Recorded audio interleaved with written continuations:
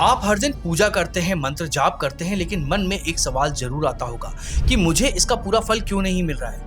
क्योंकि कभी कभी ऐसा लगता होगा जैसे हम एक शक्तिशाली मशीन का स्विच दबा तो रहे हैं, लेकिन मशीन चालू नहीं हो रही है। क्या हो अगर मैं आपसे कहूं कि गलती आपकी नहीं है, गलती उस ताले की है जो सदियों पहले हमारे इन शक्तिशाली मंत्रों पर लगा दिया गया था। इसे कहते हैं मंत्रों को कीलित कर देना, यानी उसकी शक्ति को एक गुप्त विधि से लॉक कर देना। और इसका सबसे बड़ा सबूत है गायत्री मंत्र, एक ऐसा मंत्र जिसे वेदों की आत्मा कहा जाता है, लेकिन जिसके बारे में यह भी कहा जाता है कि यह श्रापित है। तो क्या गायत्री मंत्र अकेला ऐसा मंत्र है, या फिर हर शक्तिशाली मंत्र पर एक अनजान ताला लगा है? और अगर हाँ, तो इस ताले की चाबी किसके पास है? चलिए आज हम सदियों पुराने रहस्य से पर्दा उठाते हैं। हम सब ने बचपन से गायत्री मंत्र सुना है, पर यह सिर्फ शब्द नहीं है, ये सृष्टि की धुनी है। ऋग्वेद से लेकर यजुर्वेद और सामवेद तक हर जगह इस मंत्र का गुणगान है। कहते हैं कि ऋषि विश्वामित्र ने अपनी कठोर तपस्या से इसे सिद्ध किया था, वही इस मंत्र के दृष्टा है। यह एक ऐसा मंत्र है जो आपके मन को शांति देता है, बुद्धि को सही दिशा में दिखाता है। बड़े बुजुर्ग कहते हैं कि इसके जाप करने से बड़ी बड़ी विपदाएं टल जाती हैं, लेकिन यह सिर्फ आस्था की बात नहीं है, विज्ञान भी इसके प्रभाव से हैरान है। आप यकीन नहीं करेंगे कि गायत्री मंत्र के उच्चारण में हर एक सेकंड में लगभग 1 लाख ध्वनि तरंगे पैदा होती हैं। ये तरंगे दिमाग में तनाव को गायब कर देती हैं और आपका मन शांत हो जाता है। इतना शक्तिशाली, इतना प्रभावी, तो फिर इसे श्रापित या कीलित क्यों कहा जाता है? आखिर इस मंत्र को लॉक करने की जरूरत ही क्यों पड़ी? इसके पीछे का डर इतना बड़ा था कि स्वयं ब्रह्मा जी को भी इसमें हस्तक्षेप करना पड़ा। इस सवाल का जवाब इसकी असली शक्ति में छिपा है। गायत्री मंत्र सिर्फ मन शांत करने वाला मंत्र नहीं है। माना जाता है कि अगर कोई इस मंत्र को सिद्ध कर ले तो वो इससे नई सृष्टि का भी निर्माण कर सकता है। सोचिए, एक इंसान के हाथ में ब्रह्मांड बनाने की शक्ति। ये शक्ति इतनी ज्यादा थी कि सबसे पहले स्वयं ब्रह्मा जी ने इसे कीलित किया, मतलब इसकी शक्तियों को कमजोर किया। लेकिन सतयुग से त्रेता युग और द्वापर युग तक आते आते ब्रह्मा जी द्वारा कीलित किए जाने पर भी इसकी शक्ति बहुत ज्यादा थी। तब मजबूरी में इसे ऋषि वशिष्ठ ने फिर से कीलित किया और इसकी शक्तियों को कम कर दिया। पर 2 बार कीलित होने के बाद भी यह इतना शक्तिशाली था कि अंत में ऋषि विश्वामित्र को भी इसे कीलित करना पड़ा। आखिरकार इसे बार बार क्यों लॉक किया जा रहा था?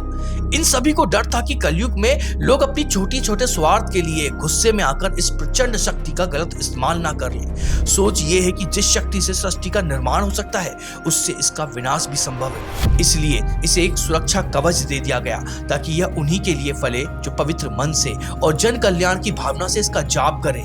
तो इसे श्रापित नहीं बल्कि सुरक्षित कहना सही होगा। तो आसान भाषा में इस मंत्र पर ताला लगा है।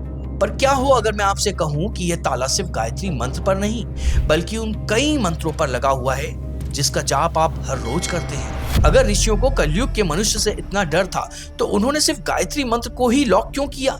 क्या महामृत्युंजय मंत्र या पंचाक्षरी मंत्र कम शक्तिशाली हैं? बिल्कुल नहीं। यहीं से असली सवाल शुरू होता है जो आज तक आपसे छिपाया गया है। गायत्री मंत्र की कहानी तो बस एक उदाहरण है, एक इशारा है उस बड़े सच की तरफ जिसे जानकर आपके होश उड़ जाएंगे। कल्पना कीजिए कि हमारे ज्यादातर प्राचीन और शक्तिशाली मंत्रों को जानबूझकर कीलित किया गया हो। जो मंत्र हम आज जप करते हैं वो शायद उसका सिर्फ पब्लिक वर्जन है, एक ऐसा रूप जिसकी शक्ति को सीमित कर दिया गया है ताकि कोई आम इंसान इसका पूरा उपयोग ना कर सके। सोचकर देखिए, लाखों लोग रोज ओम नमः शिवाय का जाप करते हैं, पर कितनों को इसकी वास्तविक शक्ति का अनुभव होता है?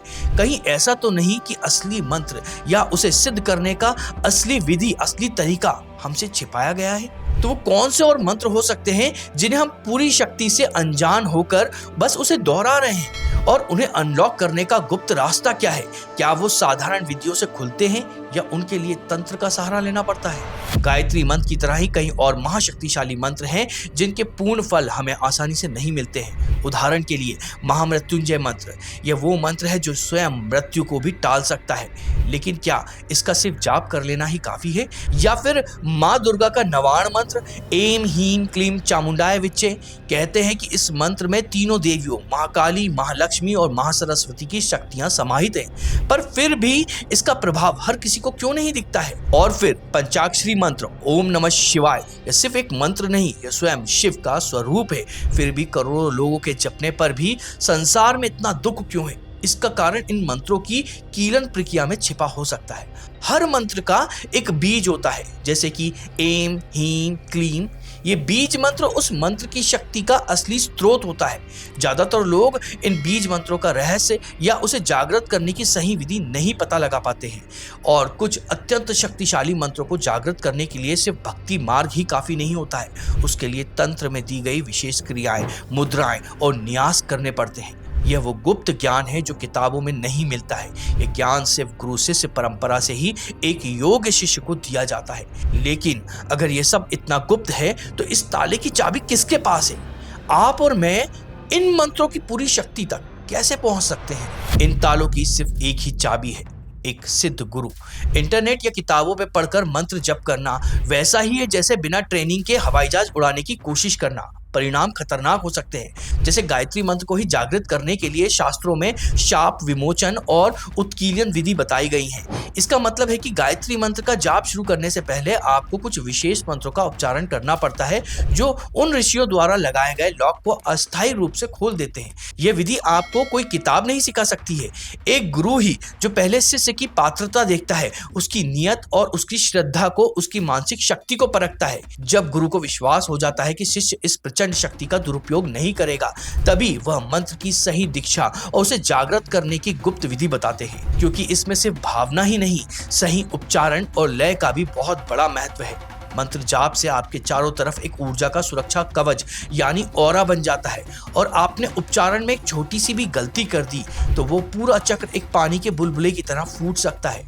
फायदा होने की जगह नुकसान भी हो सकता है। लेकिन एक आखिरी और सबसे चौंकाने वाला सच अभी बाकी है। क्या हो अगर मैं आपसे कहूं कि जिस गायत्री मंत्र को आप और मैं जानते हैं वो असली गायत्री मंत्र है ही नहीं। आज तक हम जिस गायत्री मंत्र का जाप करते आए हैं उसे असल में सावित्री गायत्री कहते हैं। वह सूर्य देव सविता को समर्पित है। लेकिन शास्त्रों में एक और इससे भी ज्यादा रहस्यमयी गायत्री मंत्र का जिक्र है, जिसे योग गायत्री कहा जाता है। माना जाता है कि असली योग गायत्री मंत्र कलयुग में या तो लुप्त हो चुका है या फिर वह ज्ञान सिर्फ कुछ सर्वोच्च सिद्ध गुरुओं को तक ही सीमित है। यही नहीं, जिस ओम भूर भुर्वः स्वः को हम मंत्र का हिस्सा मानते हैं वो असल में मूल गायत्री मंत्र का भाग है ही नहीं। ओम तो बीज मंत्र है और हर मंत्र की शक्ति को बढ़ा देता है, और भूर भुर्वः स्वः को व्यातियां कहा जाता है। इन्हें बाद में ऋषियों ने मंत्र की शुरुआत में जोड़ा था ताकि इसकी शक्ति को सही दिशा दी जा सके।